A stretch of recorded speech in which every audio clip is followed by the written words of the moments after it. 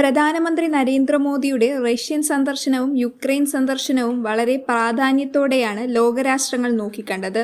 കാരണം അമേരിക്ക പോലും ഇടപെട്ടിട്ടും തീരാത്ത യുദ്ധ സാഹചര്യം പ്രധാനമന്ത്രി മോദിയിലൂടെ പരിഹരിക്കപ്പെടുമെന്ന് ഏവരും പ്രതീക്ഷിച്ചിരുന്നു.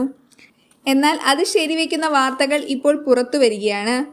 സുഹൃത്തുക്കളും പങ്കാളികളും എന്ന നിലയിൽ റഷ്യയിലും യുക്രൈനിലും സമാധാനം പുനഃസ്ഥാപിക്കാൻ കഴിയുന്ന എല്ലാ പ്രായോഗികവും പരസ്പര സ്വീകാര്യവുമായ ഏത് പരിഹാരത്തെയും ഞങ്ങൾ പിന്തുണയ്ക്കുമെന്ന് വിദേശകാര്യ വക്താവ് രൺധീർ ജയ്സ്വാളിൻ്റെ പ്രസ്താവന പുറത്തുവന്നിരിക്കുകയാണ്.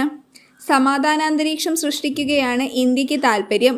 റഷ്യ യുക്രൈൻ യുദ്ധത്തിൻ്റെ ആരംഭം മുതൽ ഇത് പരിഹരിക്കാൻ ഇന്ത്യ ശ്രമിക്കുന്നുണ്ട്. എന്ത് സമാധാന പ്രക്രിയയ്ക്കും സംഭാവന ചെയ്യാൻ ഇന്ത്യ തയ്യാറാണ്. സുരക്ഷയും പ്രതിരോധ സഹകരണവും രാജ്യങ്ങൾ തമ്മിലുള്ള പങ്കാളിത്തത്തിൻ്റെ നെടുന്തൂണായി മാറുമെന്നും അദ്ദേഹം വ്യക്തമാക്കി.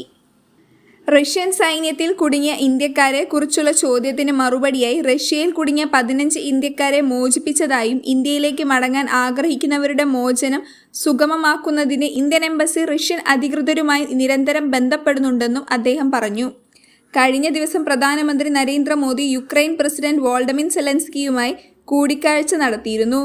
കൂടിക്കാഴ്ചയ്ക്കിടയിൽ സമാധാനം കൈവരിക്കാനുള്ള ഇന്ത്യയുടെ നിലപാടും വ്യക്തമാക്കിയിരുന്നു. 2022 ഫെബ്രുവരി 24-നാണ് റഷ്യൻ സൈന്യം യുക്രൈനിൽ കടന്നുകയറിയത്. യുക്രൈൻ യുദ്ധത്തെ തുടർന്ന് സംഘർഷങ്ങളും ഏറ്റുമുട്ടലുകളും വർദ്ധിച്ചു. കൂടാതെ ലോകരാജ്യങ്ങൾ വാഷിംഗ്ടണും ബീജിംഗും കേന്ദ്രീകരിച്ച് ഗ്രൂപ്പുകളായി തിരിക്കാനുള്ള പ്രവണതയും ഇതോടെ വർദ്ധിപ്പിച്ചിട്ടുണ്ട്.